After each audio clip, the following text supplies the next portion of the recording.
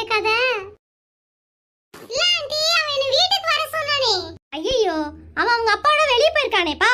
ஒண்ணுமே சொல்லிட்டு போல. நீ வேணா வந்து உட்காரு, நான் ஆசிட் கலக்கி எடுத்துட்டு வரேன். என்னது?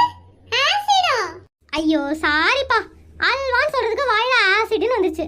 உட்காருப்பா, நான் போய் அல்வா எடுத்துட்டு வரேன். வேண்டாம் ஆண்டி, எனக்கு ஒண்ணுமே வேண்டாம். சஞ்சீவ் வந்து சொல்லிருங்க, நான் கிளம்புறேன். இன்னும் கொஞ்ச நேரம் நின்னுட்டு இருந்தா ஆசிட் தான் கலக்கி எடுத்துட்டு வந்திருப்பேன். ஏற்கனவே வீட்டுக்குள்ள எந்த வேலையும் செய்யறது இல்ல, இதுல போய் விளையாட போறாரா வேலையா?